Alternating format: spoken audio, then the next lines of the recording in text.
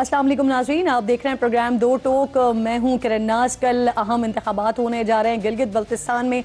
इसके अलावा आने वाले हफ्ते में बजट पेश होने जा रहा है। इन तमाम अहम मामलात पर बात करेंगे आज प्रोग्राम में, लेकिन सबसे पहले जिक्र करेंगे जॉइंट अवामी एक्शन कमेटी के एहतजाज की कॉल का। आज़ाद कश्मीर हुकूमत ने जॉइंट अवामी एक्शन कमेटी को कालेदम करार देते हुए इस पर पाबंदी आयद की है।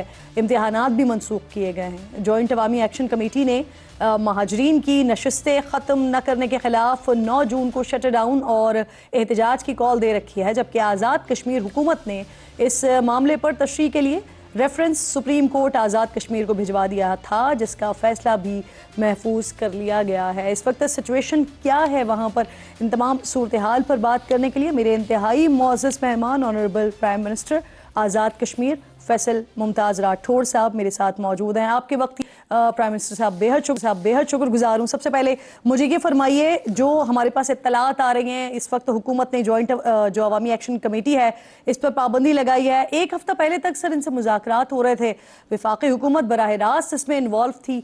ऐसी क्या सिचुएशन डेवलप हुई कि पाबंदी लगानी पड़ गई? देखिए, सबसे पहले तो इस सारे मुज़ाकरात के अंदर ना सिर्फ आज़ाद कश्मीर हुकूमत बल्कि वफाकी हुकूमत पूरी तरह से शामिल थी। और जो हमारे आखिरी इनके साथ मुज़ाकरात हुए, मैं ख़ुद भी एज़ ए प्राइम मिनिस्टर उसमें बैठा, जबकि इससे पहले जब भी कमेटी के मुज़ाकरात होते थे तो प्राइम मिनिस्टर उसमें नहीं बैठता था। उसकी वजह ये थी कि मैं इन मसाइल को, मामलात को जो जॉइंट एक्शन कमेटी के साथ माजी में भी तय होते रहे, ख़ुद उसका हिस्सा भी रहा हूँ और बड़ी गहराई से उसको जानता भी था। और अल्लाह का शुक्र है कि हमेशा हमने कोशिश की कि बड़े अच्छे माहौल में बातचीत का ये अमल जारी व सारी रहे, ताकि जो भी ऐसी चीज़ें हल होने वाली हैं उनमें ताख़ीर ना हो। अभी भी तकरीबन बहुत सारी ऐसी चीज़ें थी जो हल हो चुकी थी, लेकिन एक ऐसा मामला जो महाजरीन की नशिस्तों पर का था और उस पर एक कमेटी बनी हुई थी, वो कमेटी उनके साथ मुज़ाकरात कर रही थी। उस कमेटी की कुछ मीटिंग्स डिले हुई।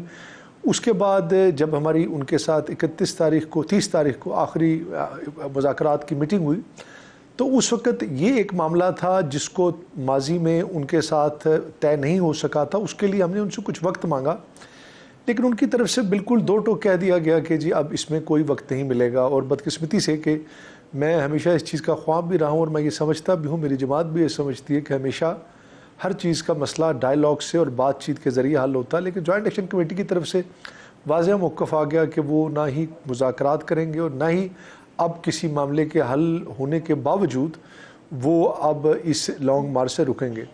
तो सूरत हाल हमारी बदकिस्मती है, इस तरह की होगी जो कि नहीं होनी चाहिए, चूँकि कश्मीर एक बड़ा हसास खित्ता है। इसकी हैसियत, इसकी अहमियत हमें बेशुमार ऐसे मामला से रोकती है जिससे रियासत किसी इंतशार का शिकार हो। लेकिन बदकिस्मती से आज फिर ऐसे हालात कहीं ना कहीं पैदा होने जा रहे हैं जो कि मैं समझता हूँ नहीं होने चाहिए थे। लेकिन अगर आज भी मैं बिल्कुल इस बात में कहने में हक में जानूँ कि अगर कोई डायलॉग का रास्ता निकल सका तो पाकिस्तान पीपल्स पार्टी की हुकूमत पूरी कोशिश करेगी कि उस रास्ते को निकाले जाए। पीएम साहब, आपकी बात बिल्कुल दुरुस्त है, क्योंकि वो जो तमाम मीटिंग्स होती रहीं और फिर उसके बाद जो मामला तय पाए उसमें आपका भी जिस तरह का रोल था, जिस तरह का किरदार था, वो तमाम हमारे सामने। ये फरमाइए, जो पाबंदी लगाई गई है इसके लिए यकीनन कोई ना कोई शवाहिद ऐसे मौजूद होंगे आपके पास कि जिसको बुनियाद बनाकर फिर पाबंदी लगाई गई हो, तो वो क्या सामने आया आपके? देखिए, कुछ लाजमी बात है कि जब रियासत किसी ऐसे इकदाम की तरफ जाती है तो उसने बहुत सारी चीज़ों को असेस करने के बाद ये फ़ैसला किया होता है। और फिर जिस तरह के हालात बन रहे थे, आपके तमाम स्याहों को कह दिया गया था कि वो रियासत छोड़कर चले जाएं, 1 महीने तक के लिए राशन इकट्ठा कर लिया जाए, रास्ते बंद होने का कह दिया गया था।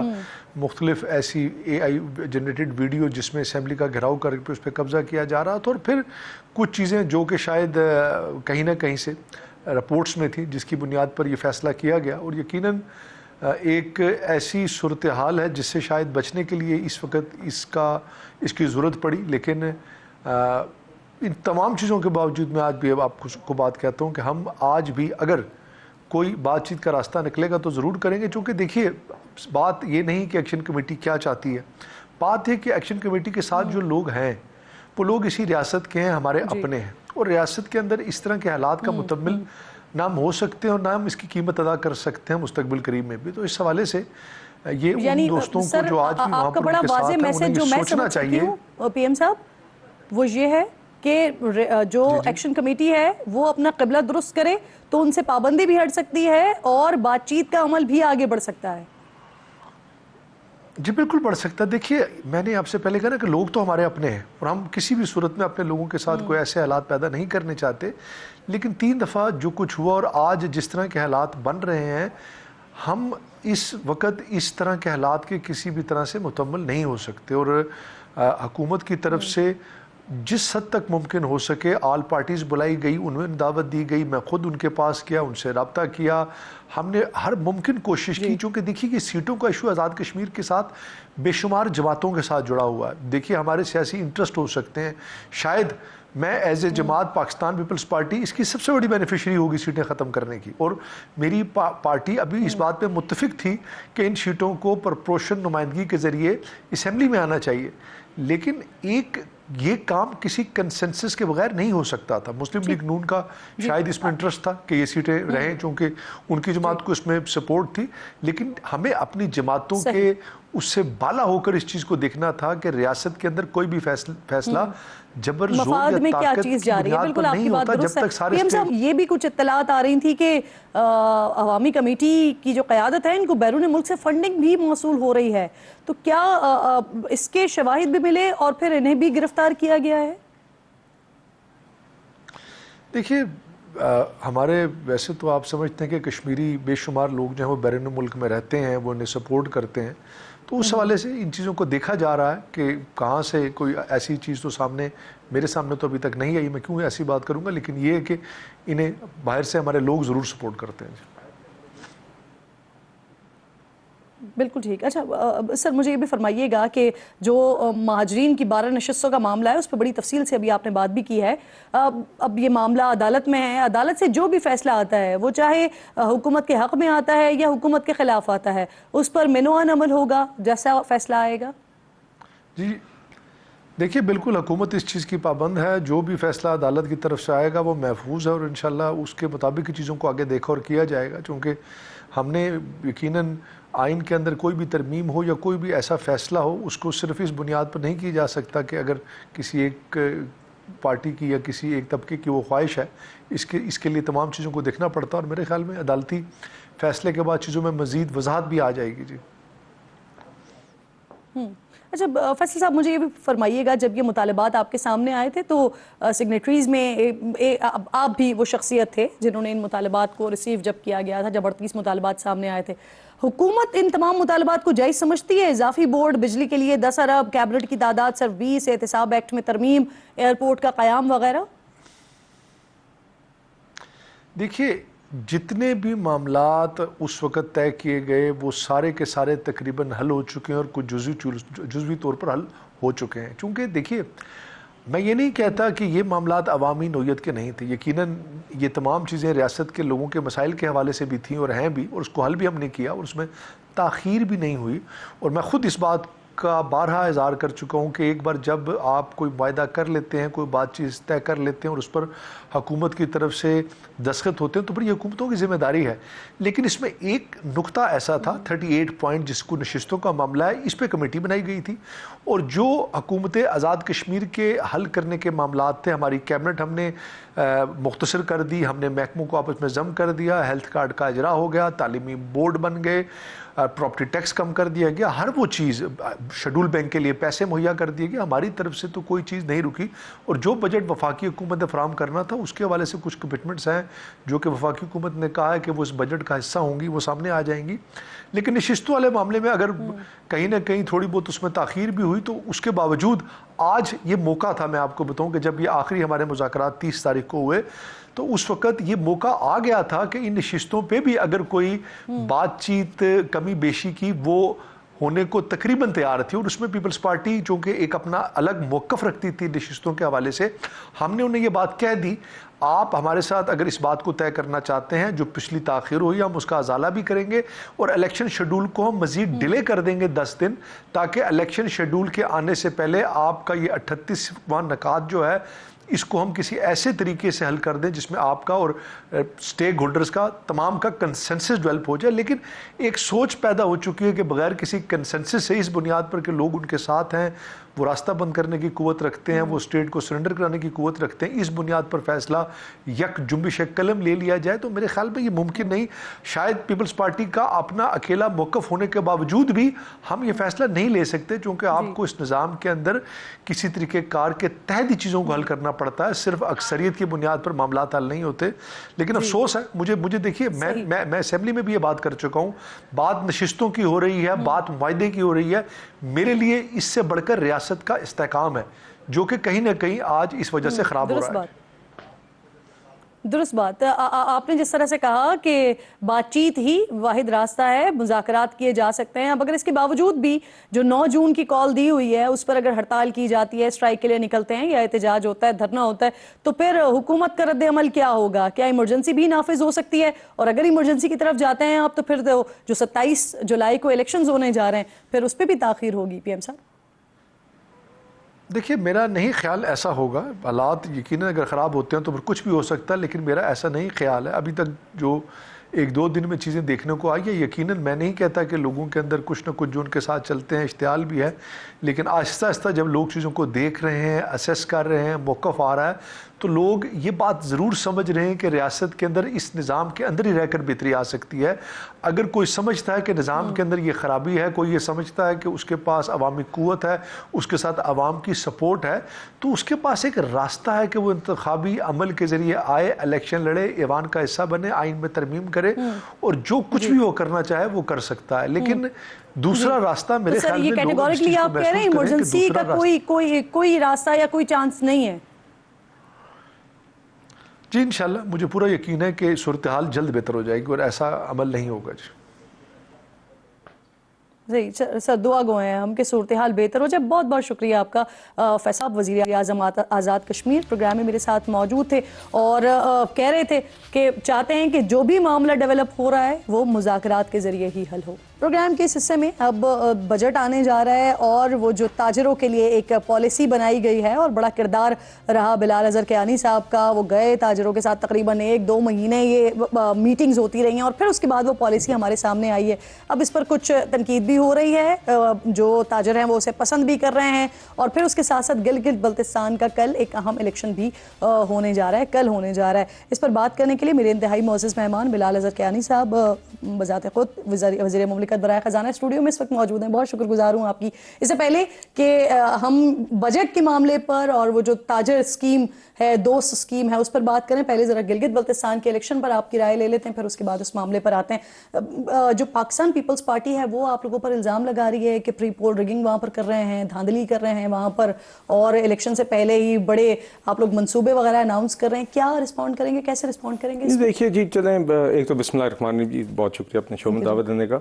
دیکھیے جی, الیکشن کیمپین وہاں پہ جاری ہے, ہماری ایک بڑی بھرپور کیمپین رہی ہے, اور ماضی میں میں خود بھی بطور ایک پی ایم ایل این کا تنظیمی عہدیدار ہوتے ہوئے, نواز شریف صاحب کا کارکن ہوتے ہوئے, میں نے خود بھی پچھلے الیکشن کیمپین میں وہاں پہ خود موجود تھا. مریم نواز صاحبہ اس ٹائم پہ وہاں پہ تھیں, اور اس سے پہلے بھی میں حسن اقبال صاحب کے ساتھ دوروں پہ گیا ہوں. تو وہاں پہ الحمدللہ ایک جگہ جگہ پر پی ایم ایل این کی ترقی یا ترقیاتی منصوبوں کی نشانیاں ہیں, کرٹیکل انفراسٹرکچر کی, اور حافظ حفیظ الرحمان صاحب کے دور میں بطور چیف منسٹر کافی بہتر کام ہوا تھا. اور اب بھی P M L N committed ہے گلگت بلتستان کے عوام کی فلاح و بہبود کے لیے, اور ان کے حقوق کو میں جتنی ان کی بہتری آ سکتی ہے ان کی رائٹس کو انشور کرنے کے لیے وہ کام کر رہی ہے, اور ایک بھرپور کیمپین رہی ہے. کیا کر رہے ہیں؟ دیکھیے انشاءاللہ ہم ہمیشہ کی طرح امید کر رہے ہیں انشاءاللہ کہ جیت شیر کی ہوگی. جی جی, اور انشاءاللہ 10 12 15 میں کچھ سن رہی تھی 15 سیٹس پہ آپ لوگ ویسے بڑے کمفرٹیبل ہیں. دیکھیے انشاءاللہ اللہ تعالیٰ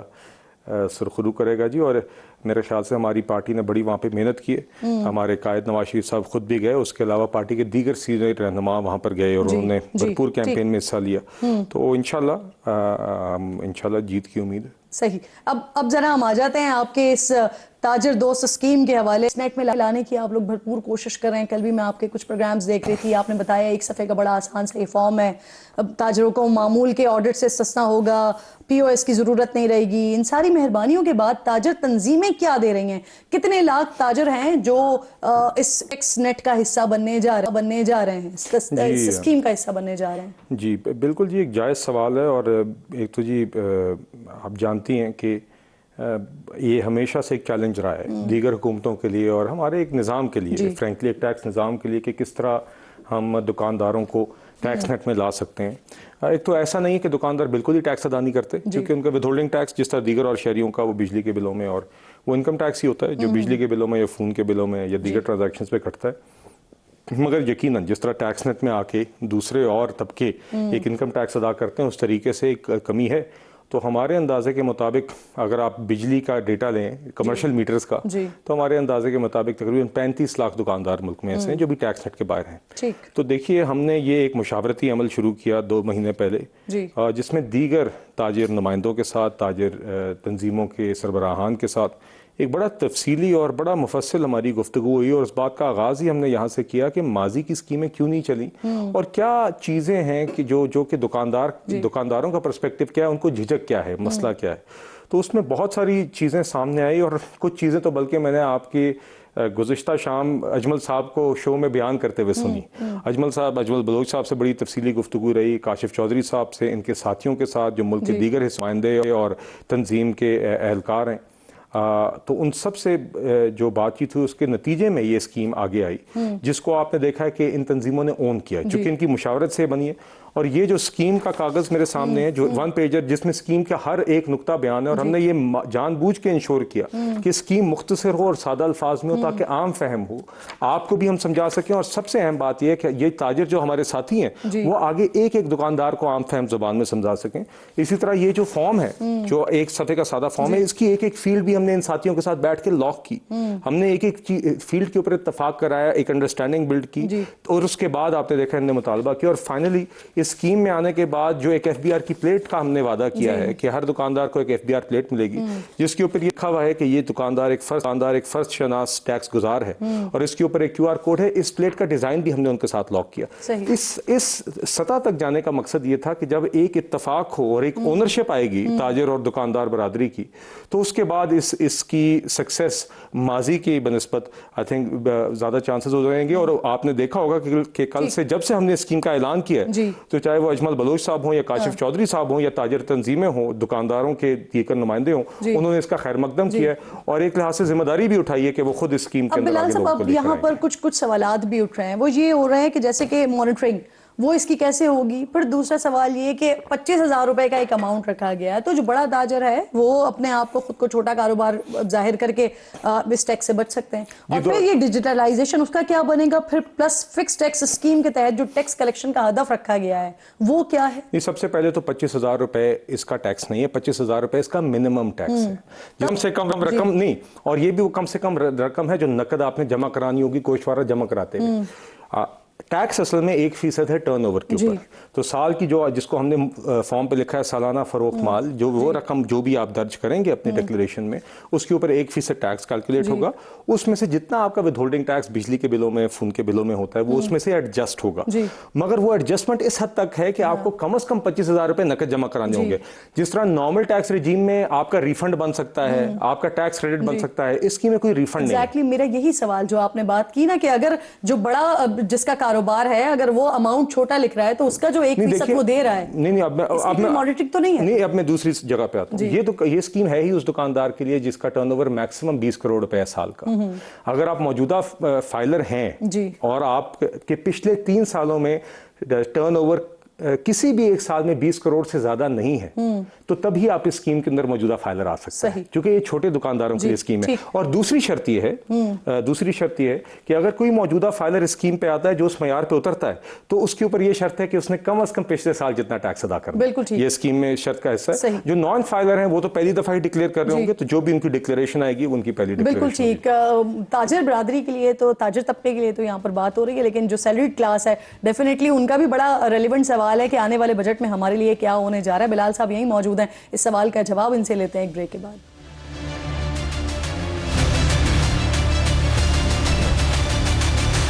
پروگرام میں ایک بار پھر آپ کو خوش آمدید کہتی ہوں. معزز مہمان بلال اظہر کیانی صاحب اسٹوڈیو میں ساتھ موجود ہیں. بجٹ کے حوالے سے, تاجر اسکیم کے حوالے سے مختلف موضوعات پر گفتگو ہو رہی ہے. سر, سوال چھوڑ کے گئی تھی, کیا جو تنخواہ دار طبقہ ہے ان کے لیے کوئی ریلیو ہم امید کر سکتے ہیں آنے والے بجٹ میں؟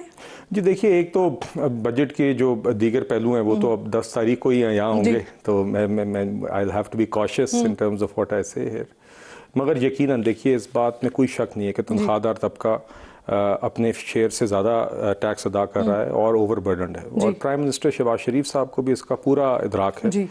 تو دیکھیے انشاءاللہ بجٹ میں اسی لیے آپ سے تفصیل نہیں پوچھ رہی, اگر کوئی ریلیو ہے تو عوام کو تھوڑا سا ریلیو دے دیں پہلے سے, وہ بھی کوئی خوشخبری دے دیں. دیکھیے کسی بھی قسم کا میجر اس وقت پہ تفصیلی ہوگا, مگر میں آپ کو یہ ایشور کرتا ہوں کہ اگر کسی کو اس بات کی غلط فہمی ہے کہ حکومت کو اس بات کا ادراک نہیں ہے, تو یہ میں غلط فہمی دور کرنا چاہتا ہوں. یہ یقیناً پرائم منسٹر صاحب کی اس پورا سال وہ اس چیز سے مستقل ہماری معاشی میٹنگز میں آگاہ بھی رہے ہیں, اور وہ خود اس بات کو ریز کرتے ہیں. یعنی میں خود ہی اس چیز کو سمجھ لوں گا کوئی ریلیو نہیں ہے شاید میرے لیے, اگر ہوتا تو آپ خوشی خوشی اناؤنس کر رہے ہو. میں آپ سے گزارش کروں گا کہ آپ میں نے نمائندگی کی ہے تمام سیلری کلاس کی. میں جی دیکھیے, میں خود ایک تنخواہ دار طبقے کا حصہ رہا ہوں ماضی میں, تو اور یو نو تو آئی مین پالیٹکس, بٹ میں آپ کو یہ گزارش کروں گا کہ اس وقت آپ کچھ بھی نہ سمجھے اور 10 تاریخ کا انتظار کریں. اور بالکل دیکھیے, پرائم منسٹر شہباز شریف صاحب سے زیادہ جو ہمارے عوامی ایشوز ہیں, بالخصوص جو سیلری کلاس کے جو جینیون ان کا ایک ایشو ہے,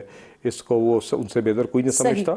اور دوسری بات میں یہ ضرور کہنا چاہوں گا کہ دیکھیے, جس ریٹیلر اسکیم کا ہم نے آغاز کیا ہے, اگر اس کے نتیجے میں انشاءاللہ مجھے امید ہے جس سمت میں ہم چل پڑے اور جس طرح کا مومنٹم ہم نے بنایا کہ اس میں ہم کامیاب ہوتے ہیں, اور اس سے اگر ٹیکس کلیکشن ہوتی ہے اور ٹیکس نیٹ میں اضافہ ہوتا ہے, تو اس سے ہی ہمیں مدد ملتی ہے کہ وہ کندھے جو ٹیکس کا بوجھ اٹھا رہے ہیں, جب وہ کندھوں کی تعداد بڑھے گی تو موجودہ کندھوں پر کم ہوگا. بلال صاحب دیکھیے ابھی دیکھیے اگین اہداف بھی آپ کو 10 تاریخ کے بعد سارے مل جائیں گے, مگر میں آپ کے سامنے ایک معمولی سی بات رکھتا ہوں کہ اگر آپ کو منیمم 35 لاکھ میں نے آپ کو بتائے ہیں دکاندار ہیں جو آؤٹ آف دا نیٹ ہیں, اگر اس سال ایک اچھی ہوتی ہے ہماری ڈرائیو, لیٹس اسیوم 20 لاکھ بھی 35 لاکھ میں سے دکاندار اس میں رجسٹر ہو کے صرف بیر منیمم 25,000 مفروضے کی بنیاد پہ آپ سمجھ لیں کہ جمع کرا دیتے ہیں, تو 50 ارب روپے تو صرف یہ ہیں. دیکھیے تو بٹ آئی تھنک اس میں مجھے امید ہے کہ اس سے زیادہ کلیکشن ہوگی.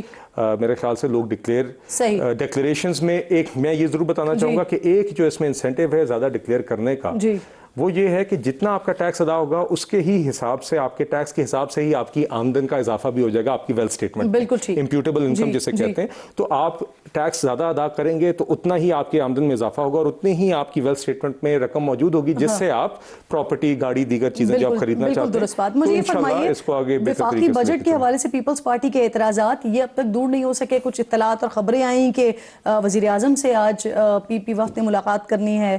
اگر یہ تحفظات دور نہیں ہوتے تو بلال صاحب کیا ہوگا, بجٹ میں تاخیر ہوگی؟ بجٹ جی انشاءاللہ 10 تاریخ کو پیش ہوگا.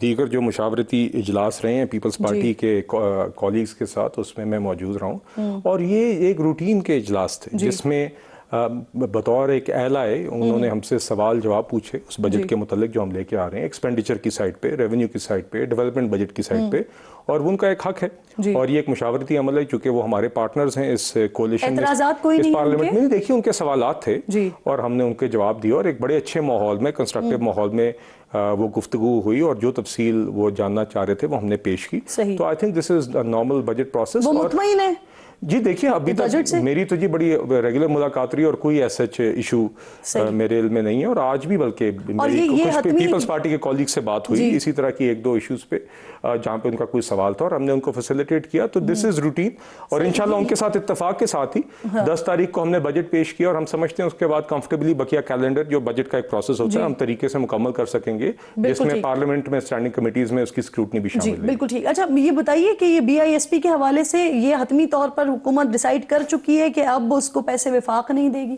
نہیں دیکھیے, اس نیچر کا کوئی بھی فیصلہ جو ہے وہ سب کے ساتھ اتفاق کے ساتھ ہوگا. تو انشاءاللہ جب ہوگا تو اگر کوئی ایسی بات یا کوئی بھی اس نوعیت کی بات یک طرفہ نہیں ہوتی تو انشاءاللہ یہی وہ معاملہ ہے جس پہ اس وقت بڑے ہارش اسٹیٹمنٹس دونوں طرف سے آ رہے ہیں. نہیں انشاءاللہ دیکھیے جی ہم آگے اپنے الائز کے ساتھ ہم انگیجڈ ہیں. میری جو اکنامک ٹیم کی جو میٹنگز ہوئی ہیں پیپلز پارٹی کی ٹیم کے ساتھ جس میں سی ایم سندھ بھی شامل ہیں, جس میں نوید قمر صاحب ہیں, شریر رحمان صاحب ہیں, سلیم مانڈی والا صاحب ہیں, ان کے ساتھ بڑی ہماری کنسٹرکٹیو میٹنگز ہوئی ہیں. اور انشاءاللہ 10 تاریخ کو آپ دیکھیں گے پیٹرول لیوی بڑھانے جا رہے ہیں آپ لوگ؟ نہیں جی نہیں جی 80 سے اس کو کوئی 100 روپے سے اوپر لے کے جانا چاہ رہے ہیں؟ نہیں جی دیکھیے اگین میں آپ کو یہ بتاؤں گا, آپ جتنے معصومانہ سوال پوچھیں گے بجٹ کے حوالے سے اس کے جواب میں 10 تاریخ کے بعد پیش ہوں گا.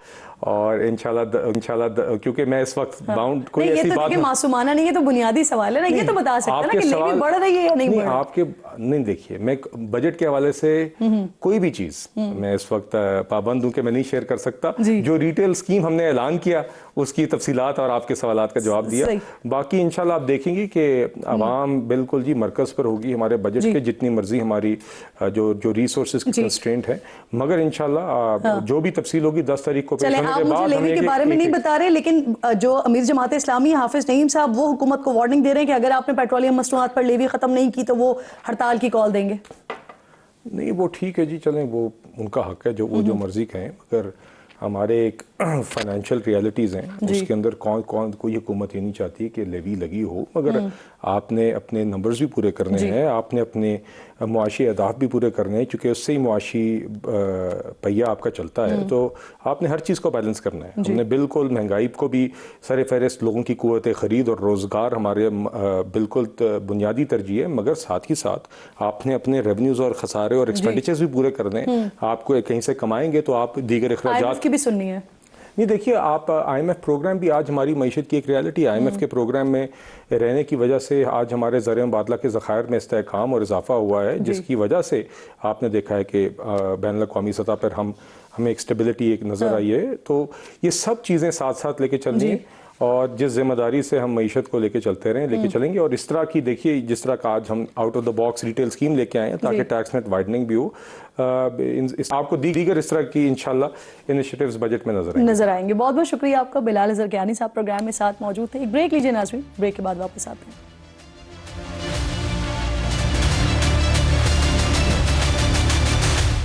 ویلکم بیک ونس اگین ناظرین. جنگ بندی کے باوجود ایران اور امریکہ کے ایک دوسرے پر حملے جاری ہیں. امریکی صدر کہہ رہے ہیں کہ ایران کے پاس ڈیل کے علاوہ کوئی راستہ نہیں ہے, جبکہ ایرانی وزارت خارجہ کا موقف ہے کہ بار بار جنگ بندی کی خلاف ورزیوں سے یہ ظاہر ہوتا ہے کہ امریکہ کا کشیدگی کم کرنے کا کوئی ارادہ نہیں ہے. پاسداران انقلاب نے اعلان کیا ہے کہ اگر امریکی کارروائیاں جاری رہیں تو اسٹریٹ آف ہرمز کو مکمل طور پر بند کر دیا جائے گا. جبکہ ایرانی سپریم لیڈر کے مشیر برائے خارجہ امور نے کہا ہے کہ ایران کے طاقتور ہونے سے متعلق مغرب کا دیرینہ ڈراؤنا خواب اب حقیقت بن گیا ہے. خطے کے ممالک بحرین اور کویت پر ایرانی حملوں کے بعد سعودی عرب نے ان حملوں کی مذمت کرتے ہوئے انہیں بین الاقوامی سلامتی کے لیے خطرہ قرار دے دیا ہے. بڑھتی ہوئی اس ٹینشن کے ماحول کو پھر سے سنبھالنے کے لیے پاکستان میدان میں اترا ہے, اور وزیر داخلہ محسن نقوی فیلڈ مارشل سید عاصم منیر کا خصوصی پیغام لے کر تہران گئے ہیں. مشرق وسطیٰ میں ہونے والی اس ہلچل کے دوران لبنان کے صدر نے ایران پر الزام عائد کیا ہے کہ تہران حزب اللہ کو سودے بازی کے لیے استعمال کر رہا ہے اور ایران کے مفادات کی قیمت لبنان کے عوام ادا کر رہے ہیں. لبنانی صدر کے الزام کو مسترد کرتے ہوئے ایرانی وزیر خارجہ عباس عراقچی نے کہا ہے کہ اگر لبنان ایران کے لیے سودے بازی کا مہرہ ہوتا تو ہمارا بہت پہلے ہی کوئی معاہدہ ہو چکا ہوتا. انہوں نے لبنان کو مخاطب کرتے ہوئے کہا کہ مسٹر پریزیڈنٹ لبنان کو اپنے اصل دشمن سے بچائیں. اور اسی سارے تناظر میں ایک اہم خبر یہ بھی آ رہی ہے کہ لبنان کے آرمی چیف پاکستان کے فیلڈ مارشل سید عاصم منیر سے ملاقات کے لیے پاکستان آ رہے ہیں. یہ دورہ کب ہوتا ہے یہ دیکھنا ہوگا, بڑا امپورٹنٹ اور اہم دورہ ہوگا. آج ہی وہ اس سلسلے میں روانہ بھی ہو گئے ہیں. اسی کے ساتھ ایک اور اہم معاملہ کاکروچ پارٹی کے حوالے سے. یہ مناظر پچھلے 2 سالوں کے دوران بنگلہ دیش اور نیپال کی سڑکوں پر جین زی کے انقلاب کی شکل میں دنیا نے دیکھے, اور ایسے ہی مناظر آج نئی دہلی کی سڑکوں پر بھی نظر آ رہے ہیں. بنگلہ دیش اور نیپال میں سوشل میڈیا سے اٹھنے والی ان انقلابی تحریکوں کے بعد وہاں کی حکومتوں کو پاؤں سر پر رکھ کر بھاگنا پڑا تھا, اور اب یہی خوف بھارت میں پچھلے 12 سالوں سے براجمان مودی سرکار کو لائق ہے۔ سپریم کورٹ کے چیف جسٹس کا ایک ریمارک مودی حکومت کے لیے عذاب بن گیا ہے۔ مذاق میں شروع ہوئی پارٹی بی جے پی کے گلے پڑ گئی ہے۔ ایک ماہ پہلے سوشل میڈیا پر کاکروچ جنتا پارٹی شروع کرنے والے ابھیشیک دیپکے ملک کی سب سے بڑی آن لائن یوتھ موومنٹ کو پہلی بار سڑکوں پر لے آئے ہیں اور مودی حکومت کے خلاف احتجاج کرنے خود امریکہ سے سیدھا دلی پہنچ گئے ہیں۔ امتحانی پرچے لیک ہونے کے خلاف کاکروچ جنتا پارٹی نے وزیر تعلیم دھرمیندر پردھان کے استعفے کا مطالبہ بھی کیا ہے اور آج خبردار کر دیا ہے کہ اگر وزیر تعلیم مستعفی نہیں ہوتے تو ملک گیر احتجاج شروع کیا جائے گا۔ کاکروچ جنتا پارٹی کے احتجاج میں بھارت بھر سے ہزاروں کی تعداد میں اسکول اور کالج کے طلباء، نوکری پیشہ افراد اور مختلف شعبوں سے تعلق رکھنے والے نوجوان اور بزرگ بھی شریک ہو رہے ہیں۔ پارلیمنٹ کے قریب احتجاج کو روکنے کے لیے نئی دہلی کے علاقے جنتر منتر میں مودی سرکار نے سینکڑوں پولیس اہلکار جمع کیے، علاقے کی سڑکوں کو رکاوٹیں لگا کے بند کیا۔ نوجوانوں کے غصے سے خوفزدہ ہو کر کاکروچ جنتا پارٹی کے خلاف ملک مخالف سرگرمیوں پر شکایات بھی درج کروائی گئیں۔ اس سے پہلے مودی حکومت اس تحریک کا ایکس، انسٹاگرام اکاؤنٹ اور ویب سائٹس بلاک کر چکی ہے، لیکن اس کے باوجود ایک ماہ سے بھی کم عرصے میں کاکروچ جنتا پارٹی کے انسٹاگرام اکاؤنٹ پر 2 کروڑ 20 لاکھ سے زائد فالوورز ہو چکے ہیں۔ دوسری طرف اس پارٹی کی بنیاد کی وجہ بننے والے بھارتی سپریم کورٹ کے چیف جسٹس سوریا کانت اپنے ملک کے ساتھ ساتھ بیرون ملک بھی رسوا ہی ہو رہے ہیں۔ لندن کی ایک یونیورسٹی میں تقریب کے دوران بھارتی چیف جسٹس کو شرکاء نے آڑے ہاتھوں لیا اور بھارت میں اختلاف رائے پر حکومتی دباؤ اور جمہوری آزادیوں سے متعلق سوالات اٹھائے، جس کے بعد بھارتی چیف جسٹس کے پاس کوئی جواب نہیں بن سکا اور وہ تقریب بدنظمی کا شکار ہو گئی۔ یہاں آپ کو یہ بھی بتا دوں کہ 1 ارب 47 کروڑ سے زائد آبادی والے بھارت میں 15 سے 29 سال کے نوجوانوں کی تعداد 40 کروڑ کے قریب ہے، جو کل آبادی کا 40% سے زائد بنتا ہے، جبکہ بنگلہ دیش کی کل آبادی میں نوجوانوں کی شرح 25 اور نیپال کی مجموعی آبادی میں نوجوانوں کی شرح 40% کے آس پاس ہے۔ یہ حساب کتاب اور پڑوس میں نوجوانوں کے انقلاب کی مماثلت یقیناً نریندر مودی کی پریشانی مسلسل بڑھا رہی ہوگی۔ اب دیکھنا یہ ہے کہ طاقت کے نشے میں چور نریندر مودی کب کوئی غلطی کرتے ہیں اور نیپال اور بنگلہ دیش کے حکمرانوں کی طرح اقتدار سے باہر ہوتے ہیں۔ وقت ختم ہو گیا ہے پروگرام، ناظرین سے ملاقات ہوگی کل۔ اپنا اور اپنے ملک کا خاص خیال رکھیے، فلسطین کو، مقبوضہ کشمیر کو اپنی دعاؤں میں یاد رکھیے۔ اللہ نگہبان۔